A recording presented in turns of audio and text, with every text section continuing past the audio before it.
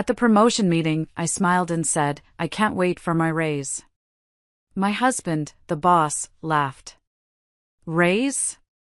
Oh no, I gave it to your sister. HR confirmed I wasn't even considered. My sister grinned, forgot to mention it. That afternoon, I cleared my desk. But what I did afterward? Nobody saw it coming. Hello everyone. Thank you for being here with me today. Before I begin my story, I'd love to know which city you're joining us from. Please feel free to share in the comments. Now, go ahead and get comfortable. Pour yourself a cup of coffee, or maybe some tea. What I'm about to tell you, well, it's the kind of story that you think only happens in movies, the kind you tell your friends about in hushed tones. But it happened to me. And it started on what was supposed to be the best day of my professional life. For months, I'd had that Thursday circled in red on my calendar. It was the day of the big promotion meeting. I woke up that morning before my alarm, the sun just a faint promise on the horizon. I remember the specific feeling of the cool hardwood floor under my feet as I padded into the kitchen. I made coffee the way Preston, my husband, liked it, 2 sugars, no cream, and left it on the counter for him. I remember thinking, in that quiet, hopeful moment, that this was the day everything would change. This was the day all the sacrifice would finally pay off. For 8 long months, I had been the one holding our company together. It wasn't an exaggeration, it was a simple, quantifiable fact. The portfolio in my hands felt heavy as I got ready, not from the weight of the paper, but from the weight of the late nights, the missed dinners with my daughter before she left for college, the sheer, unadulterated effort I had poured into every single page. I'd single-handedly saved the Campbell Industries account, a contract worth a staggering $2 million a quarter. I didn't do it with a single clever idea, I did it by working until 3 a.m. for 2 straight weeks, living on stale coffee and adrenaline, anticipating every one of the clients' needs before they even knew they had them. I had personally managed the Morrison Hotel's crisis, flying to 3 different cities in 48 hours to do damage control before the story ever hit the press. I had completely overhauled our digital marketing strategy from the ground up, a project everyone else said was too ambitious, and increased our engagement by a staggering 340%. So when I walked into that conference room an hour later, I was practically floating. The air buzzed with nervous energy. I smiled at the leadership team, my team, the people whose departments I had supported and whose mistakes I had quietly fixed. My eyes landed on my husband, Preston, sitting at the head of the long mahogany table. He was the boss, the CEO, the man I had built this company with, the man I'd been married to for 12 years. I caught his eye, gave a little wink meant just for him, and said, with a laugh in my voice that was full of anticipation, I can't wait for my raise. A few people chuckled politely, the sound echoing in the high-ceilinged room. But Preston just laughed. It wasn't a warm, shared laugh. It was hollow, distant. Amused. He looked up from his phone for the first time since I'd walked in, a device that seemed permanently attached to his hand these days, and the expression on his face made my chest tighten into a cold, hard knot. It wasn't pride. It wasn't approval. It was pure, undisguised amusement, and it was at my expense. He set down his phone with a deliberate, theatrical slowness that made the air in the room feel thick and hard to breathe. Raise, he said, his voice carrying across the silent room. Oh no, Lorraine. I gave it to your sister.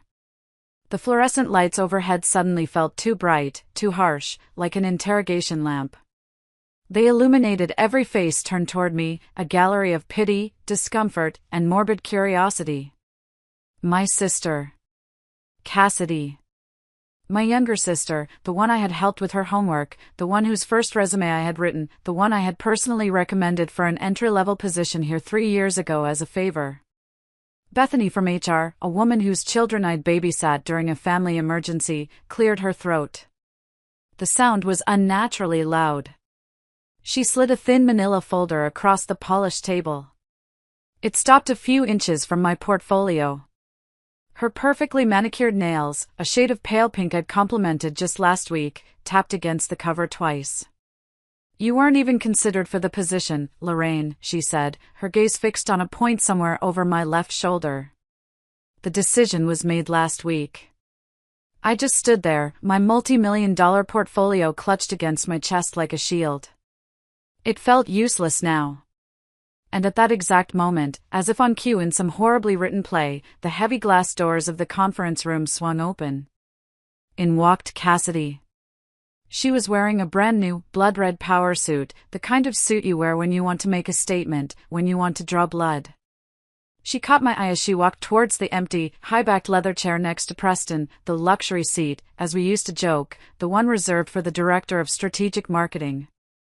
My chair. She offered me the slightest shrug, a dismissive little gesture that wasn't an apology but a declaration of victory. It broke my heart into a million tiny, sharp pieces. Forgot to mention it, she said, her voice dripping with a false sympathy that was more insulting than any gloating could have been. She settled into her new chair, crossing her legs, the picture of effortless success. That afternoon, I cleared my desk. It was a surreal, out-of-body experience. The orchid I'd nursed through 2 brutal winters, coaxing it back to life. The coffee mug my daughter Paige had given me that read World's Best Multitasking Mom. The framed photo from our company retreat where I'd been named Employee of the Quarter for the 3rd consecutive time, a photo where Preston was standing beside me, his arm around my shoulders, beaming with pride. Or so I had thought. I packed them all into a sad, brown cardboard box. But what I did afterward? What I began to plan in the ashes of that humiliation? Nobody, least of all them, saw it coming. The drive home was a blur of traffic lights and familiar turns that my body made without any input from my brain. 17 minutes. That's all it took to travel from the center of my professional universe to the ruins of my personal one. Each landmark, the bakery on the corner, the old oak tree in the park, seemed to mock me, relics from a life that had ceased to exist the moment Preston uttered those words. Our house, the one we'd poured our life savings into, the one in that beautiful tree-lined neighborhood in Portland where we were supposed to grow old together, it felt like a stranger's house. The air inside was stale and silent. The kitchen, with its dated countertops and peeling linoleum, still needed renovating. We'd been putting it off, waiting for this very promotion, for the substantial salary increase that would come with it. Now, I realized with a bitter pang, it would stay exactly as it was, a monument to a future that would never happen. I set the box of my office life on the dining room table, the thud echoing in the silence. For a moment, I just stood there, staring at it. My entire career, my identity for the last 12 years, reduced to a cardboard box. A strange, cold calm washed over me. It was the calm of shock, the kind of numbness that precedes a world of pain. My eyes drifted towards the open door of Preston's home office. And there it was. Lying on top of a stack of papers on his desk, as casual as a grocery list. The Campbell Industries contract. My feet moved before my mind did, carrying me across the room as if in a dream. I picked it up. The margins were filled with notes, but it wasn't Preston's angular, hurried scroll. These were looping, careful, almost childishly rounded letters. Cassidy's handwriting. I saw dates scrawled next to some of the notes, going back 6 weeks. 6 weeks. Strategy notes about customer engagement approaches I'd developed. Client relationship details I'd painstakingly built over years. It was all there, my intellectual property, being dissected and claimed by my own sister, under my own roof. The casual, breathtaking cruelty of it stole the air from my lungs. For the past month, while I'd been a bundle of nerves and excitement, practicing my promotion presentation in the shower, calculating how the pay raise would finally let us fix the leaking roof and maybe even take a real vacation, my husband had been secretly training my replacement. My sister. He had sat across from me at this very dining table, listening to me rehearse my talking points, nodding encouragingly. "That's a strong opening, Lorraine," he'd said. He'd looked over my portfolio layout, suggesting a different font. "This is brilliant, honey. They're going to be blown away." He had made love to me just last night, holding me in his arms, without ever once mentioning that the next day he was going to publicly execute my career. The front door opened at 6:47 p.m. Preston's usual time. His keys hit the ceramic bowl by the entrance with their familiar, cheerful clink. A sound I used to love. His footsteps moved through the foyer, paused for a beat as he surely saw my box on the dining table, then continued into the kitchen. I was standing there, holding a chef's knife, a half-chopped bell pepper on the cutting board in front of me. The motion was automatic, a phantom limb of a normal life.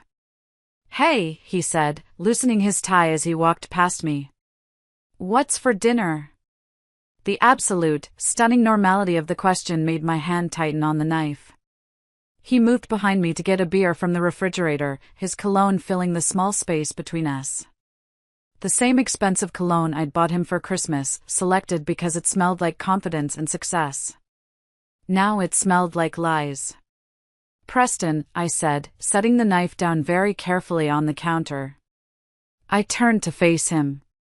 "We need to talk about today." He popped the beer cap against the granite countertop, a habit I'd asked him 100 times to stop because it left little marks. He took a long, slow drink, his eyes avoiding mine. "What about today?" he asked, his voice deliberately casual. "The promotion," I said, my own voice trembling slightly. "Cassidy. The fact that you've been handing my work over to her for weeks while I prepared a presentation you knew was utterly pointless." He let out a long, weary sigh, the kind he always used when he was about to explain to me why my feelings were irrational. "Lorraine, I told you. The board had concerns about appearances. It's a conflict of interest. A husband promoting his wife, it just doesn't look good, especially with the Fletcher acquisition coming up." "The Fletcher acquisition?"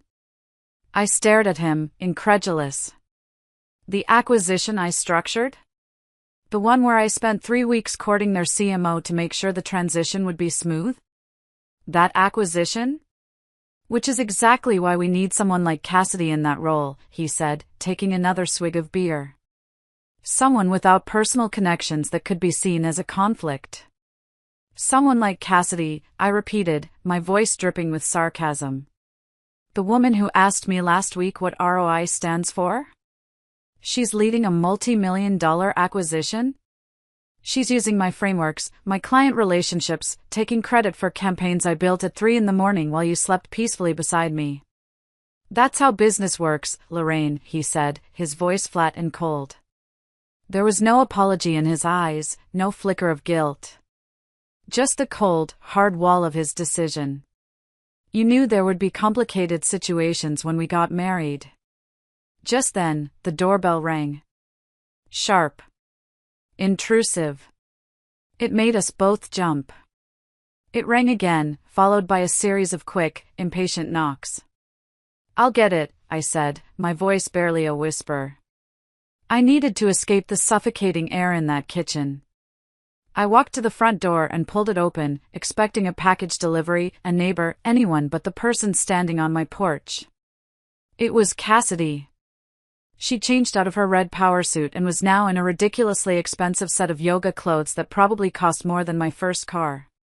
Her smile was different now, brighter, more genuine, like we were just two sisters, best friends about to go grab coffee. "Hi, Lorraine. Hope I'm not interrupting dinner," she chirped, her eyes flicking past me into the house. Behind me, I heard Preston's footsteps approaching. "Cassidy? What are you doing here?" "You left this at the office," she said, pulling his personal laptop from an oversized designer purse. She wasn't talking to me. She was talking to him. "You said you needed it for the Fletcher presentation tomorrow morning." She handed him the laptop. Their fingers brushed in the exchange. It was a small, insignificant gesture, but it was practiced. Familiar. Intimate. My stomach turned over. "Thanks," he said, his voice a little too tight. "I completely forgot." "No problem," she said, her gaze finally settling on me. About tomorrow's presentation, should I use Lorraine's deck as a starting point, or just create something fresh? Create something fresh, Preston said, without a moment's hesitation. We need a new perspective. Her attention shifted to me fully then, her face a perfect mask of corporate sympathy. Lorraine, I'm really, truly sorry about today. I know it must have been unexpected. But I'm sure you understand, deep down, that it's what's best for everyone. The perfectly chosen, meaningless, soul-crushing words. I just smiled. The same polished, professional smile I had perfected in 1,000 hostile meetings. Of course, Cassidy, I said, my voice perfectly, terrifyingly even. I understand perfectly. After she left, a trail of expensive perfume lingering in the air, Preston closed the door and turned to me, a look of strained reasonableness on his face. See? She's just trying to be professional about this whole thing. Professional? I repeated, the word tasting like poison in my mouth. Is that what we're calling showing up at my house and revealing workout clothes to deliver a laptop you could have easily survived without until tomorrow? Don't make this something it's not, he warned, his voice low. But I was already walking away, heading upstairs. In our walk-in closet, I pulled down my large suitcase, the one we'd bought for our honeymoon in Maui 12 years ago. I opened it on the bed. Preston appeared in the doorway, his forgotten beer still in his hand. What are you doing? Getting some space, I said, pulling sweaters from a drawer and folding them with numb precision. Lorraine, don't be dramatic, he sighed.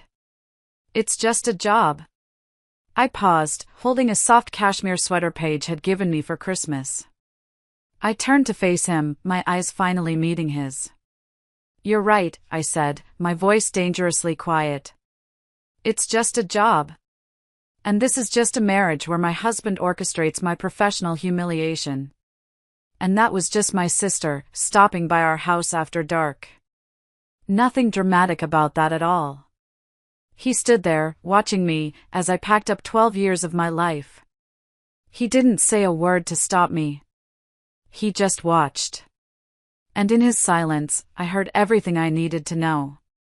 That night, I didn't just pack a suitcase. I packed a grudge. And in the sterile quiet of my sister Beverly's guest room, I started making a plan. Just before I fell into a restless sleep, I checked my banking app. A cold dread washed over me. The joint savings account, the one containing the bulk of our liquid assets, had a balance of 0. He had transferred everything out. And then I saw the email notification from the bank. Subject, account closure request processed. He hadn't just pushed me out of the company. He had locked me out of my own life. My first night of exile was spent at my older sister Beverly's house. She opened the door, took one look at my face and the suitcase in my hand, and simply pulled me into a fierce hug. She didn't ask questions, just led me to her guest room, a quiet, peaceful space that felt like a sanctuary. But sleep wouldn't come. I lay on the clean, crisp sheets, staring at the unfamiliar ceiling, the full weight of my new reality crashing down on me. I had no job. My marriage was a lie. My own sister had orchestrated my downfall. And now, I had no money. Preston had been methodical. He hadn't just blindsided me, he had financially crippled me. The next morning, driven by a desperate, foolish hope, I did the one thing I thought I could still count on. I called my parents. I just needed to hear my mother's voice, to be told that this was all a terrible mistake, that they were on my side. Mom? I said, my voice cracking, betraying the calm facade I was trying to maintain. Something terrible happened.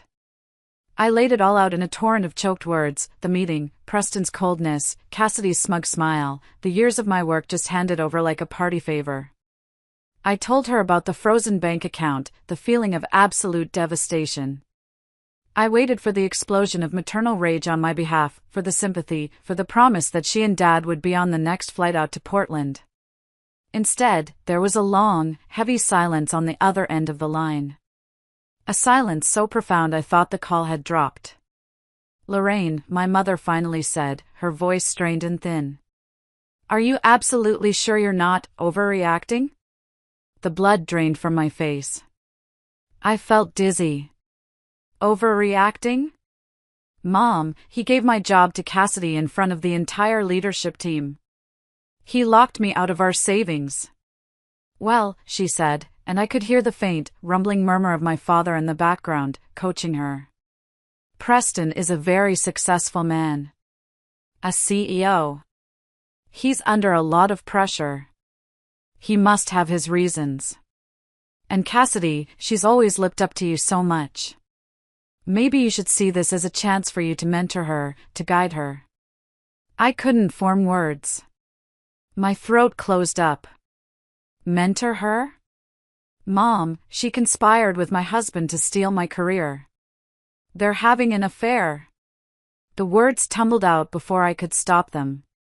Now, Lorraine, don't use such dramatic, ugly language, my mother chided, her voice turning sharp. You have no proof of that.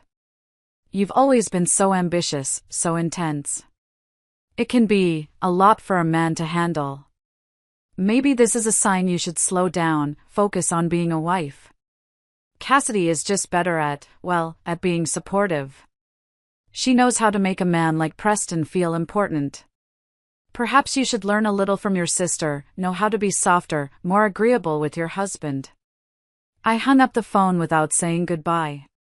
It felt like I'd been slapped, harder than any physical blow. It wasn't just a betrayal from my husband and my sister anymore. It was from my own parents. They had chosen a side, and it wasn't mine. They had always favored Cassidy, the pretty, charming one, while I was the serious, driven one. I see now that my success hadn't made them proud, it had made them uncomfortable. It had highlighted everything Cassidy wasn't. That night, huddled in the safety of Beverly's guest room, I realized I was utterly, completely alone. The despair was a physical thing, a heavy blanket threatening to suffocate me. I cried until I had no tears left, until my body was just a hollowed-out shell of exhaustion and grief. This was rock bottom.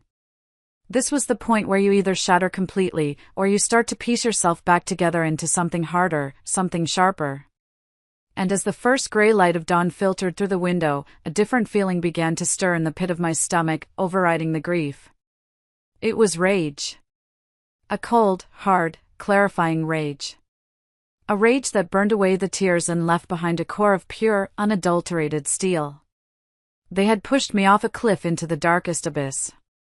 They just didn't realize they'd given me wings on the way down. Beverly's quiet suburban house became my war room. She was my rock, silently providing coffee, food, and the space I needed to think. My first challenge was a practical one. I was an army with no weapons. My access to the company servers had been revoked, my email locked, my digital life erased. But Preston had made one critical, arrogant mistake. He underestimated my memory. He knew I was a brilliant marketer. He'd forgotten that 15 years ago, when we were just a scrappy startup in a rented office, I was the one who designed and built our company's entire network architecture. I knew its back doors. I knew its forgotten pathways. I knew its ghosts, because I had created them. The local public library, with its rows of anonymous computers and free Wi-Fi, became my new office. The smell of old paper and floor polish was a strange comfort in the chaos. For 3 solid days, from the moment it opened until the moment it closed, I sat in a corner corral, nursing a single cup of lukewarm coffee from my thermos, my fingers flying across the grimy keyboard of a public computer. It was a painstaking, nerve-wracking race against time. I could feel their IT department, my old team, closing the loopholes, patching the very holes I was slipping through. My screen would flicker, a connection would be lost, and I'd have to find another way in, using old administrator passwords I'd set a decade ago and prayed no one had ever bothered to change. My heart pounded with a mixture of fear and adrenaline. Every time a librarian walked past, I was sure I was about to be caught. But on the 3rd afternoon, exhausted and almost ready to give up, I found it. It wasn't in the main marketing directory. It was buried deep in a partitioned server drive, mislabeled as Q3 financial audits. A folder so boring no one would ever look inside. But the name of the single subfolder made the hair on my arms stand up: Project Nightingale. It was a code name Preston and I had joked about years ago for a hypothetical palace coup. He was using our old inside jokes to hide his betrayal. My hand was trembling as I clicked it open. It was all there. A meticulous, cold-blooded plan to oust me, dating back nearly a full year. There were emails between Preston and Cassidy discussing my emotional overinvestment in clients as a critical weakness. There were falsified performance reviews I'd never seen, full of fabricated complaints from anonymous colleagues about my abrasive management style. There were detailed financial projections modeling the company's performance after my departure, with Cassidy at the helm. But it was the other files that made me physically ill. A subfolder labeled Travel and Entertainment. It was full of photos. Dozens of them. Preston and Cassidy at a leadership conference in San Diego, a conference I knew for a fact I was supposed to attend before Preston told me it was cancelled last minute due to budget cuts.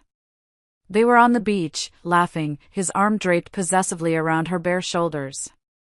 A picture of them kissing, the city lights of Chicago twinkling behind them, on the balcony of a hotel suite I knew for a fact was booked on the company dime. Receipts for dinners at restaurants that cost more than my monthly car payment, for jewelry, for weekend getaways. All meticulously filed under Client Entertainment. The download bar crept across the screen, agonizingly slow.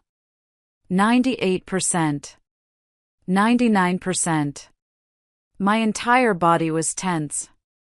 Just as the transfer completed and the little icon appeared on my flash drive, the screen went black. A single, stark message appeared in white text: System alert, unauthorized access detected. Your IP address has been logged. They'd found me. But it was too late. I calmly pulled the cheap USB drive from the port. On that tiny piece of plastic, tucked safely into the pocket of my jeans, I held their entire conspiracy. I walked out of that library, not as a victim, but as a hunter with a pocket full of ammunition. Preston and Cassidy didn't just fire me, they set out to salt the earth so nothing could ever grow there again. The whispers started almost immediately, a coordinated and vicious smear campaign. I heard them through the grapevine, through the sudden, awkward silence when I called former colleagues, through the job interviews that were inexplicably cancelled at the last minute. Did you hear about Lorraine? They said she was fired for gross incompetence. Couldn't handle the pressure. No, I heard she was caught padding her expense reports. Apparently, it was thousands of dollars. Someone I trust told me she was having an affair with the CEO of the Campbell account, and when Preston found out, he had to let her go to save the contract. It was diabolical in its precision. They weren't just attacking my work, they were attacking my character, my integrity. The professional reputation I had spent 15 years building with honesty and hard work was being systematically dismantled, lie by lie. I sent out dozens of resumes. I was overqualified for most of the positions, yet my phone remained silent. The few interviews I did get were tense and strange. The interviewers would look at my stellar resume, then look at me with a kind of pitying suspicion. I was radioactive. The lowest point came when I reached out to Mark, a senior manager I had personally mentored for 5 years. We'd been friends. I'd gone to his wedding, celebrated the birth of his first child. I had championed him, pushed for his last 2 promotions. I called him, my voice stripped of all pride, simply asking if he could act as a professional reference, if he could just speak to my work ethic and character. There was a long, uncomfortable pause. Lorraine, I can't, he stammered, his voice laced with a discomfort that was almost worse than outright refusal. Things are really complicated here right now. Preston's made it very clear that, well, that anyone still in contact with you is also having their loyalty questioned. So that's it? I asked, my voice hollow. After all those years, after everything I did for you, you're just going to let them destroy me with lies? I have a mortgage, Lorraine, he said quietly, his voice full of shame. I have 2 kids in private school. I'm sorry. I really am. He hung up. That betrayal, from someone I had trusted and supported, cut deeper than I expected.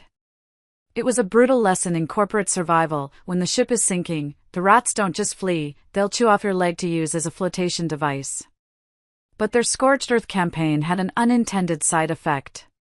It made them sloppy. They were so focused on assassinating my character and rewriting the past, they didn't pay enough attention to their present. And that's when I decided it was time to stop defending myself and start investigating them. If they were going to accuse me of financial misconduct, I was going to find out where the real rot was. And thanks to the files on my flash drive, I had a pretty good idea of exactly where to start digging. I knew I couldn't win this war alone. I needed allies, people who had been wronged by the same regime and who had their own scores to settle. My first call was to Eliza Carter. Finding her wasn't easy. After being forced out, she had practically vanished from the professional world. There was no updated LinkedIn, no new job announcement. It took 2 days of deep diving online, but I finally found her name listed as a part-time bookkeeper for a small, family-owned construction company in a dusty industrial park on the outskirts of the city. I walked into the cluttered office, the air smelling of sawdust and coffee. Eliza was sitting behind a metal desk, looking smaller than I remembered, her once sharp business suits replaced by a faded cardigan. When she saw me, her eyes widened in a mixture of surprise and alarm. We sat in a tiny, windowless break room that smelled of microwave popcorn. I laid it all out for her, the ambush, the smear campaign, the evidence I'd downloaded. She listened intently, her face an unreadable mask. "I can't help you, Lorraine," she said flatly when I finished. She wouldn't meet my eyes. I signed an NDA with a very nasty non-disparagement clause. Preston's lawyer made sure it was ironclad. He'll sue me into oblivion. I've already lost my career, I can't lose my house too. He's already ruined me, Eliza, I said, my voice quiet but intense. They're not just firing people anymore. They're trying to erase them. You, me, who's next? They're building their little empire on our graves. I leaned forward, my eyes locking with hers. They accused me of stealing. So I started looking. I have the expense reports Cassidy has been filing. The ones for client entertainment. Dinners for 4 at 5-star restaurants on nights when the client was verifiably in another state. Hotel suites. Jewelry. I saw a flicker of something in her eyes. The righteous anger of a fellow accountant who despises sloppy fraud. He's gotten arrogant, I pressed on. And she's a fool. She's not just padding expenses anymore, she's committing wire fraud, billing hours to federal contracts for work that was never performed. It's not just mismanagement. It's a felony. And your signature is on the last clean set of books. Mine is on the projects she's taking credit for. We are the only 2 people on Earth who can piece the whole ugly story together and prove it. She was silent for what felt like an eternity, her fingers tracing the rim of her styrofoam coffee cup. Finally, she looked up at me, her eyes hard. When I left, she said slowly, I made a full, encrypted backup of the entire Q2 financial database. As a personal precaution. She reached into her worn leather purse and pulled out a small, silver flash drive. I also have that recording, she added, her voice dropping to a whisper. Of Preston, in my exit interview. He didn't just pressure me to sign off on Cassidy's expenses. He explicitly told me to find a way to make the numbers work for her department's quarterly report, and that if I didn't, he'd personally call every headhunter in the state and blacklist me. She slid the flash drive and a tiny audio recorder across the chipped Formica table. He wanted a war, she said, a grim, dangerous smile spreading across her face for the first time. Let's give him one. I left her office with more than just evidence. I had my first soldier, and she had just handed me a cannon. My next stop was a quiet diner to meet with 2 other women who had been pushed out in the last year. One was the former head of strategic planning, the other the VP of operations. Over greasy fries and bad coffee, they told their stories. Stories of their ideas being stolen by Cassidy, of their authority being undermined by Preston, of being gaslighted and marginalized until they had no choice but to resign. By the time I left, I had a stack of sworn affidavits and a network of women ready to burn it all down. The offer from Marcus Whitman, the CEO of Meridian Global, our biggest and most respected competitor, felt like a lifeline thrown from a battleship to a woman adrift on a life raft. He called my cheap, prepaid phone on a rainy Tuesday afternoon. I was sitting in my car outside Beverly's house, staring at the raindrops tracing paths down the windshield, feeling the familiar weight of hopelessness settle in my chest. "Is this Lorraine Wallace?" a deep, authoritative voice said. I almost didn't answer. I was tired of calls from bill collectors and recruiters who had suddenly gone in a different direction. "This is she," I said, my voice flat. "Lorraine, my name is Marcus Whitman. I'm the CEO of Meridian Global. I hope I'm not disturbing you." I sat bolt upright, nearly choking. It was like getting a call from the president. "Mr. Whitman." "Hello." "No, not at all. Please, call me Marcus." "Lorraine, I've been in this business a long time. I know talent when I see it. I also know corporate politics when I smell it. I don't give a damn about the rumors I'm hearing from that sinking ship across town. I care about the 340% increase in digital engagement you delivered last year. I care about the fact that you single-handedly saved the Campbell Industries account from walking out the door. I care about results." Tears pricked my eyes. To be seen, to have my actual work, my accomplishments, acknowledged after weeks of being treated like a pariah, it was overwhelming. I had to put my hand over the phone's mouthpiece to stifle a sob. "Portland's business community is smaller than you think," he continued, his voice kind but all business. "Word travels when top-tier talent is suddenly and inexplicably on the market. We're expanding our strategic marketing division. The position is director, but frankly, that's just a starting point. I'm offering you a starting salary that's 30% higher than what I imagine you were making, full creative control, and a budget to build your own team from the ground up." I was speechless. My mind was reeling. "There's one more thing," he said, and I could hear the smile in his voice. "I'll have my corporate lawyer look at your non-compete clause. Given the circumstances of your departure, which I suspect constitute constructive dismissal, I'm willing to bet we can drive a truck through it. You bring me 3 of your former major accounts, and I'll make you vice president within 6 months. What do you say, Lorraine? Are you ready to come play in the major leagues?" Standing in that dreary, rain-soaked driveway, I felt the first real spark of hope ignite into a blazing fire. This wasn't just a job. This was a platform.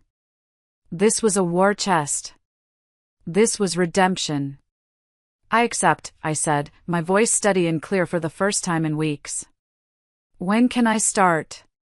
"Monday," he said. "Welcome to Meridian, Lorraine. I think we're going to do great things together." I ended the call and let out a breath I didn't realize I'd been holding for a month. The game had just changed. I was no longer a desperate, unemployed woman fighting for scraps. I was the incoming director at Meridian Global. And I had an army to build. My next call was to my daughter, Paige. I had tried to shield her from the worst of it, feeding her vague assurances that I was just taking a break. But I needed her now. Not just for her emotional support, but for her skills. "Mom? You sound different," she said, her voice sharp with perception after I told her the news. "You sound like you again." "I have a fight on my hands, sweetheart. A big one. And I need your help." "Anything," she said without a moment's hesitation. Paige was a computer science major, a digital native who was brilliant and tech-savvy in ways I could only pretend to be. That night, over a long, encrypted video call, she became my technical advisor. She walked me through setting up multi-layered security for all my evidence, creating a dead man's switch that would release the files to a journalist if anything happened to me. If you're going to war, Mom, you need to protect your communications and your assets, she said, her young face set with a grim determination that mirrored my own. Then she hesitated. Mom. I always knew something was weird with Aunt Cassidy. The way she'd laugh too loud at Dad's jokes, the way she always had to be the center of attention. Last Thanksgiving, she called him Presty right in front of everyone. I wanted to throw the entire bowl of cranberry sauce at her head. Why didn't you say anything? I asked softly. Because you seemed happy, she said, her voice small. And I thought maybe I was just being a jealous teenager. She looked up, her eyes meeting mine through the screen. But this isn't imagination, is it? No, baby, I said, my heart aching for the innocence she had lost. It's not. I now had my most important ally. The Wallace women were officially going to war. With a new job secured and my evidence safely encrypted and backed up in 3 separate locations thanks to Paige, it was time to move from defense to offense. Preston and Cassidy thought they were fighting a ghost. They had no idea I was about to bring the whole haunted house down on top of them. My first move was quiet, precise, and aimed directly at the heart of their power structure. It was an email, drafted and redrafted 17 times until every word was a perfectly sharpened, poison-tipped dart. It wasn't an accusation, it was an expression of grave concern regarding potential fiduciary mismanagement and its impact on shareholder value. I sent it from a secure, anonymous email address to a single, very carefully chosen recipient, Sterling Hayes, the longest-serving member of the board, a notorious stickler for ethics, and a man who personally despised Preston's flashy, corner-cutting style. The email didn't mention my name or my scandalous dismissal. It simply laid out a series of troubling data correlations that any competent board member would find alarming. It pointed out, with attached, heavily redacted documentation, how the marketing department's budget had seen a 40% increase in discretionary and entertainment spending that directly coincided with Cassidy's promotion. It highlighted, using publicly available data, how client retention numbers, while publicly stable, were being propped up by hiding the quiet loss of 3 mid-level accounts, losses that occurred shortly after their primary contact had left. It noted that employee turnover in that specific department had tripled in 6 months, with exit interviews citing leadership concerns that were, according to HR records I'd managed to glimpse, never addressed or escalated. I attached a single, heavily redacted spreadsheet from Eliza's files, just enough to show that the numbers were real and that I had more. The email was designed to light a small, contained fire in the one place Preston couldn't easily extinguish it, the boardroom. It was a formal invitation for the board to start asking its own questions. My second move was public, designed to create external pressure. I spent an entire weekend crafting an article for LinkedIn. The title was When Merit Meets Politics, a case study in corporate leadership failure.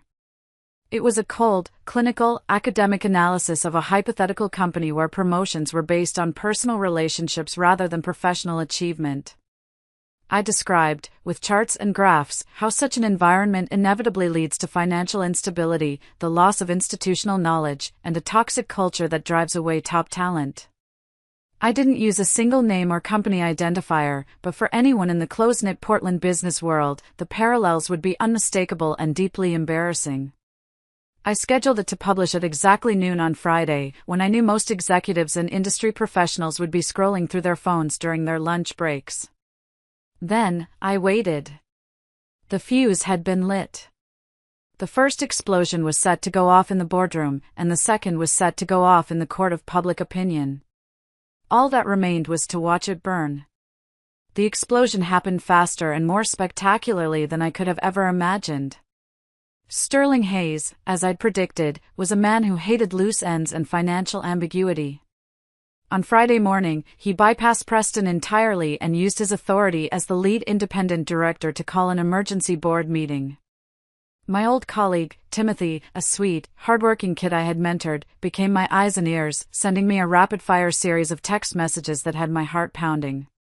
7:43 a.m., emergency board meeting just called for 8 a.m. Agenda is listed only as urgent governance matter. Everyone is freaking out. 8:15 a.m., Preston and Cassidy just went into the boardroom.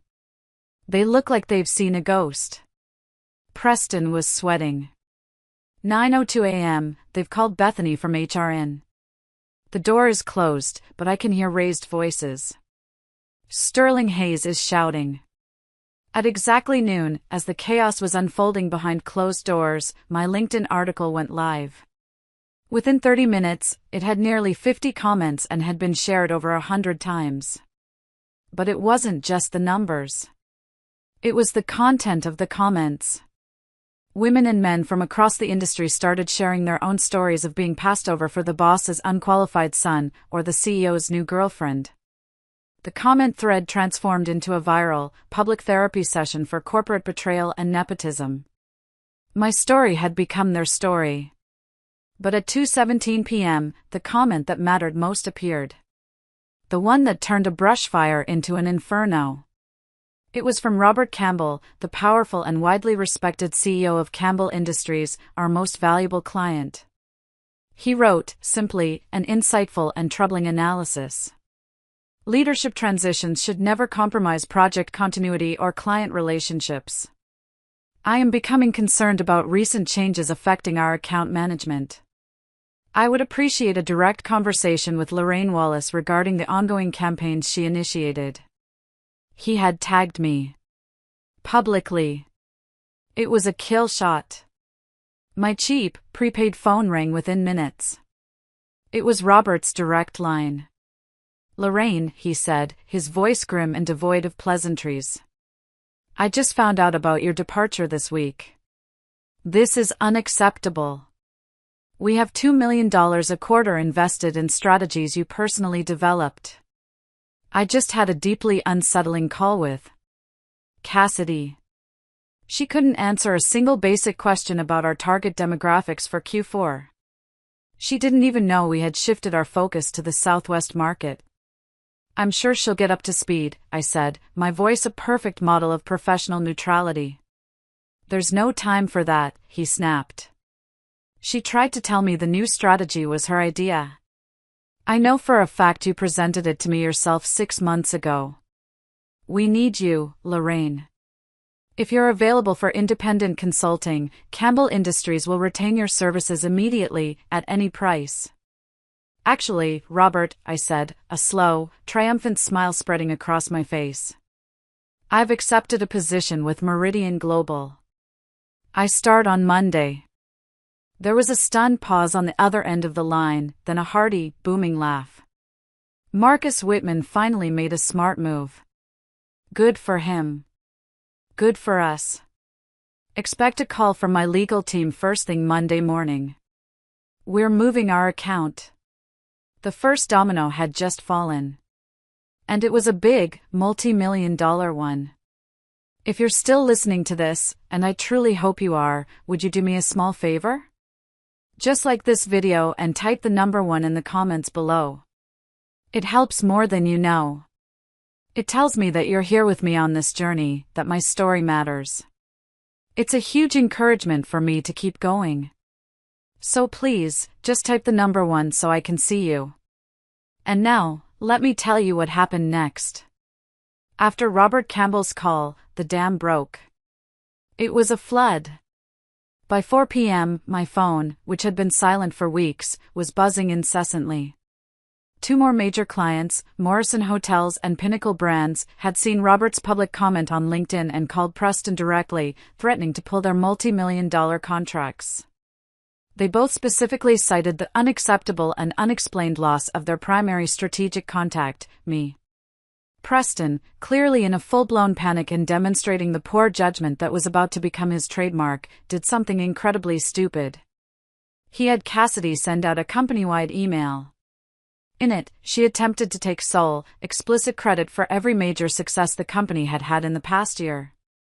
The Campbell Industries relationship, the Morrison Hotels crisis resolution, the digital marketing overhaul that had won us 2 industry awards. It was a desperate, blatant, and easily disprovable lie. What she didn't realize, what neither of them knew, was that I was 1 step ahead. Earlier that morning, anticipating a move like this, I had sent a little care package from a secure email address to my personal contacts, the VPs of marketing, at each of those client companies. The package contained the original, unalterable project files, complete with embedded metadata showing my name as the author and a full revision history tracking my work over months. Her email didn't make her look like a leader taking charge. It made her look like a fraud and a fool. Around 6:30 p.m., I was in Beverly's quiet guest room, packing the few things I had into my suitcase, preparing for my new life that would start on Monday. I heard a car screech to a halt outside, followed by the sound of a car door slamming. It was Preston. He didn't knock. He stormed up the walkway and pounded on the door like he was trying to break it down. Beverly opened it, a formidable, protective presence, blocking his path. "You are not welcome here, Preston." "I need to talk to my wife," he seethed, his face pale and blotchy, trying to push past her. I walked to the doorway, calm and composed. "There's nothing left for us to say." His eyes, when they met mine, were wild with a desperation I'd never seen before. "Lorraine, please," he begged. "You have to stop this. You have to call Robert Campbell back. Tell him it's all a misunderstanding. You're destroying everything we built." "No, Preston," I said, my voice as cold and hard as steel. "I'm not destroying what we built. I'm watching you destroy what you and my sister stole." He flinched as if I'd physically slapped him. "That's not fair," he whimpered.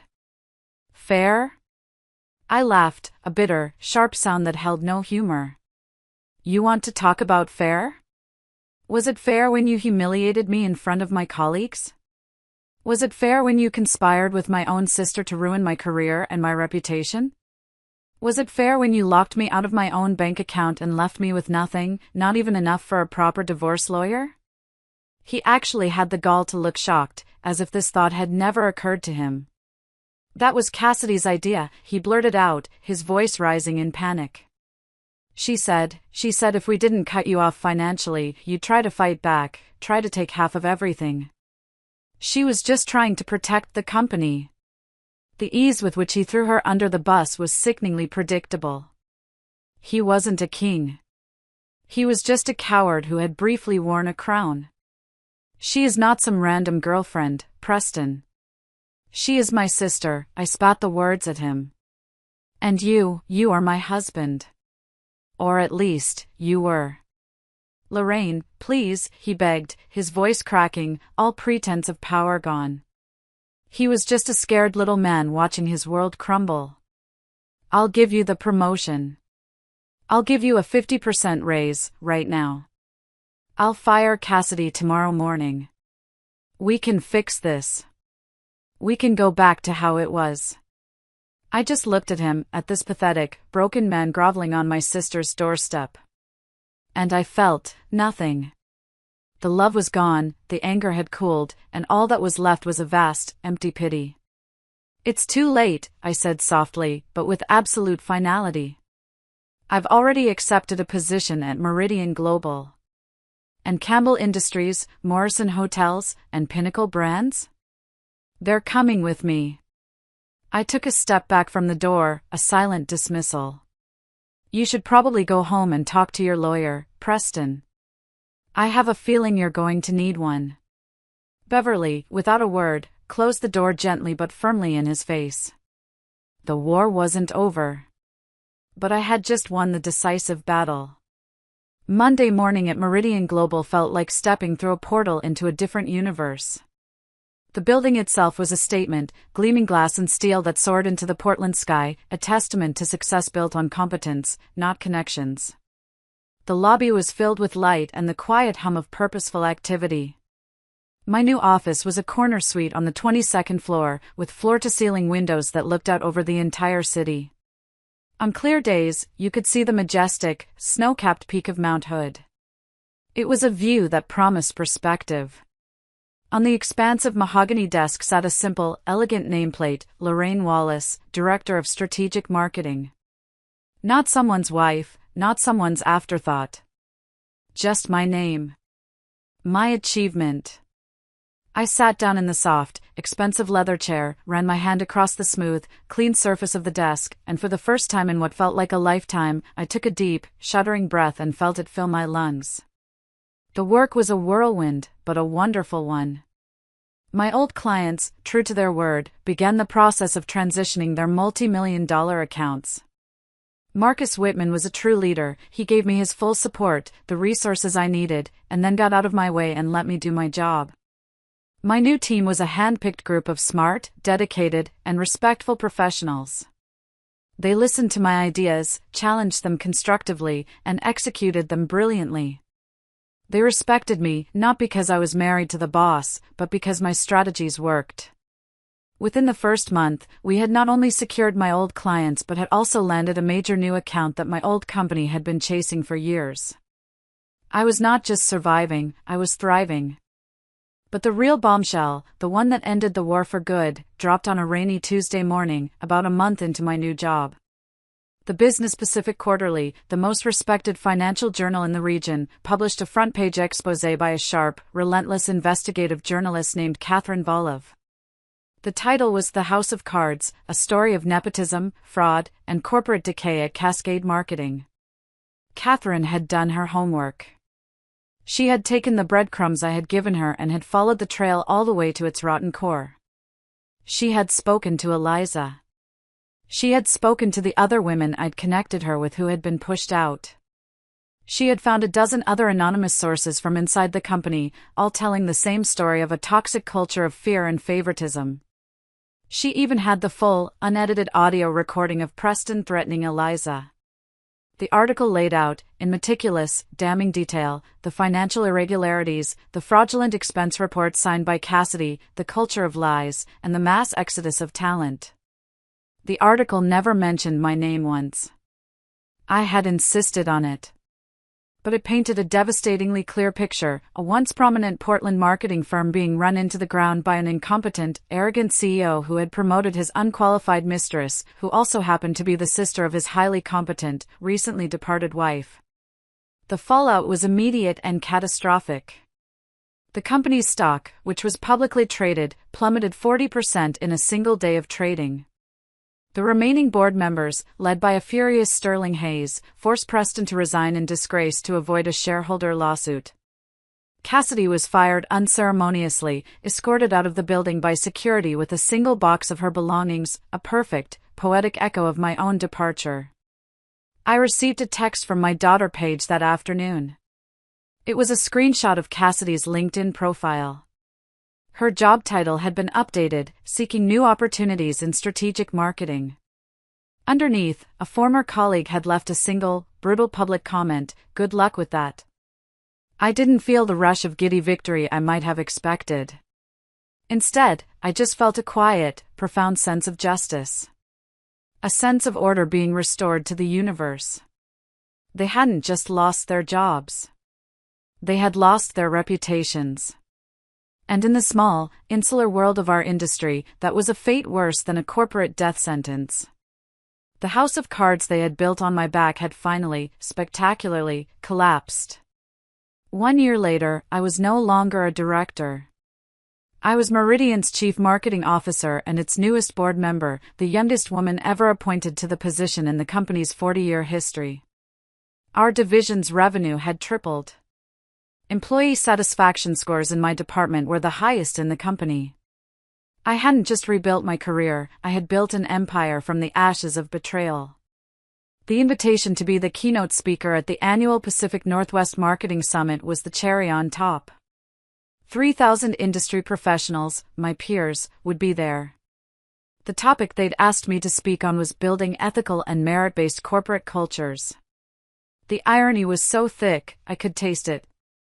Standing backstage in the wings, I adjusted the small microphone on my lapel and peeked through the heavy velvet curtain. The auditorium was a vast, cavernous space, packed to the rafters. And then I saw him.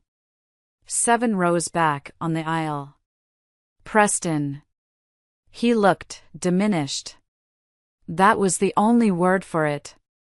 His once perfectly tailored suit now hung loosely on a frame that had lost a lot of weight. His hair was more gray than I remembered, and his posture was stooped, carrying the invisible weight of failure. He wasn't the powerful, arrogant CEO anymore, he was just another man in a crowd, desperately trying to look like he belonged. Our eyes met for a fleeting second across the crowded room, and he quickly looked down at his program, his face flushing. When they announced my name, the applause was thunderous. It washed over me as I walked onto the stage, into the warm, bright lights. I looked out at the sea of faces, at the people who had once whispered rumors about me, and I felt a profound sense of peace.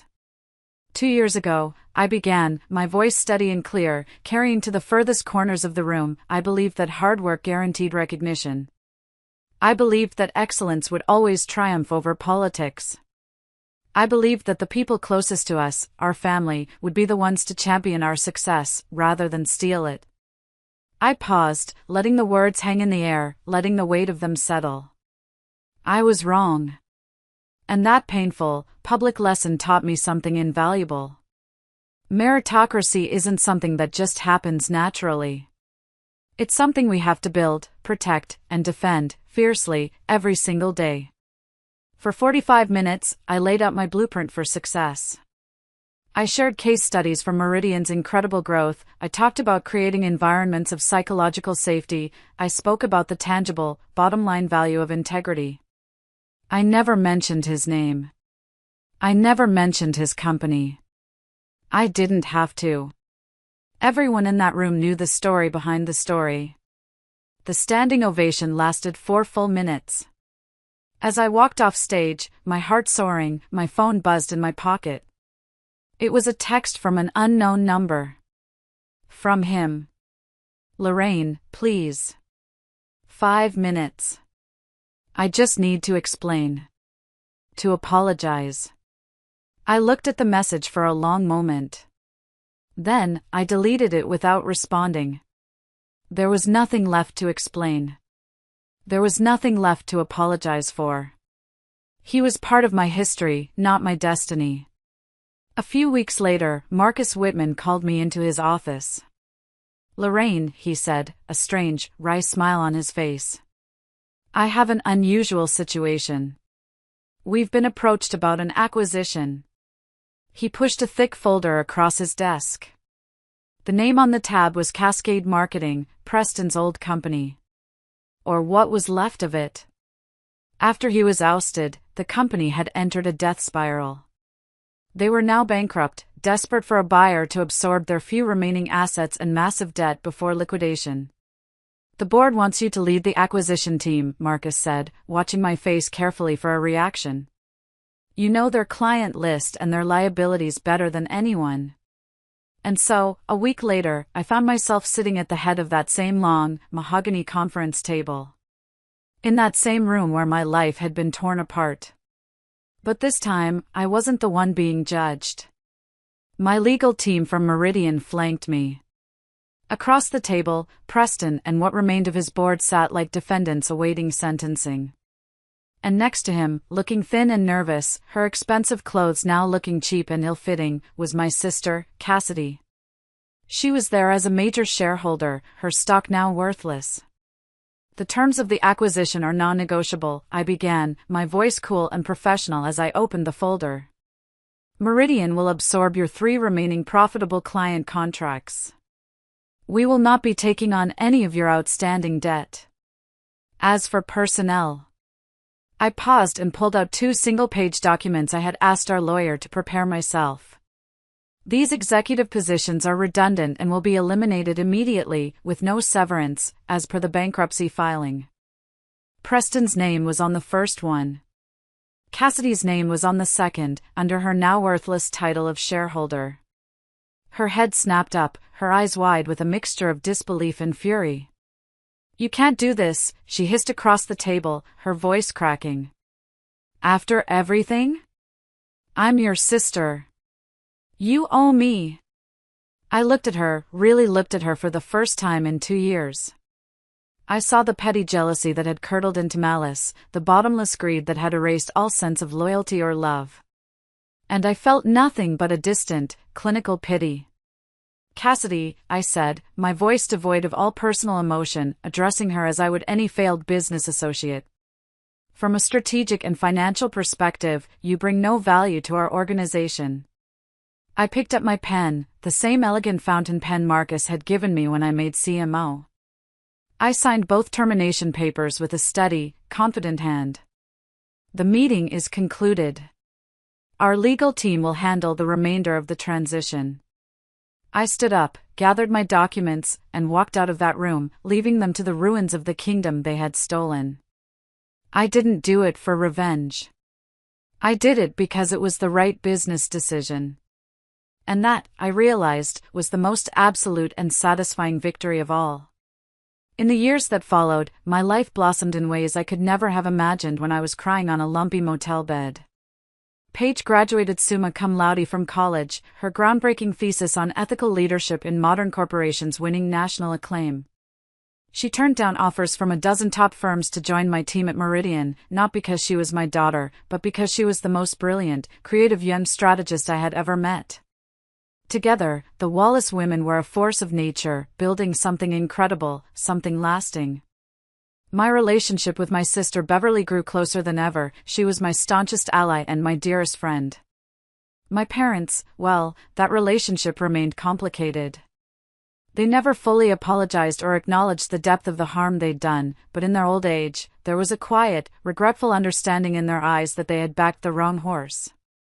I learned to accept their flawed love for what it was and moved on. As for Preston and Cassidy, their stars didn't just fall, they vanished into a black hole of their own making. Preston, with his reputation in tatters, tried to start a small consulting firm, but no one would hire him. The last I heard, he was selling extended car warranties out of a cubicle in a strip mall in the suburbs.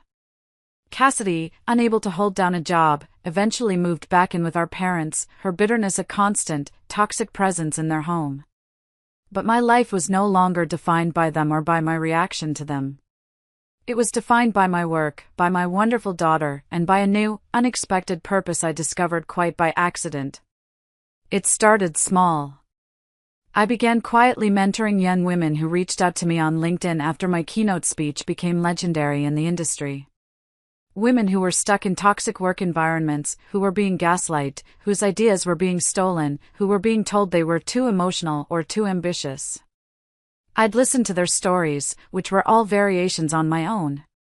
I'd give them advice, help them polish their resumes, and when I saw real, untapped talent, I'd make a quiet call to a contact and open a door. It grew into something bigger, something more meaningful than any marketing campaign. I used a significant portion of my now substantial earnings and stock options to establish the Wallace Foundation, a nonprofit dedicated to providing free legal aid, career coaching, and networking support for women facing workplace discrimination and harassment. We helped women fight illegal NDAs, negotiate fair severance packages that allowed them to land on their feet, and find new jobs in companies that would value them. One evening, I was at a fundraiser for the foundation.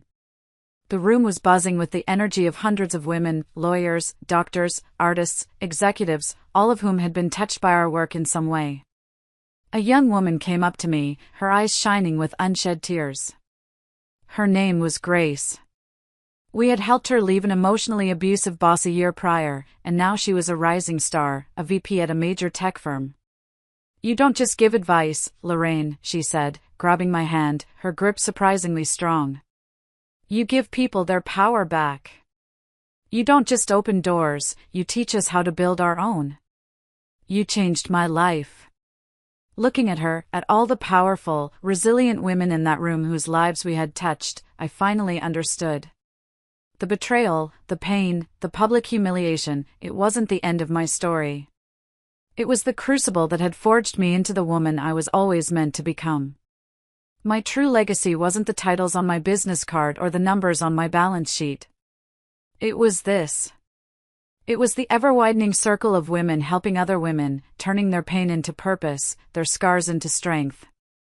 Preston and Cassidy had tried to bury me deep in the cold, dark earth. They never imagined that they weren't at a funeral. They were at a planting. Thank you so much for listening to my story. If it resonated with you in any way, if you've ever felt overlooked, underestimated, or betrayed, please know that you are not alone. And know that your greatest strength is often forged in your deepest pain. I'd be honored if you would share your own thoughts or a piece of your own story in the comments below. I read every single one, and they give me strength. Take care of yourselves and each other.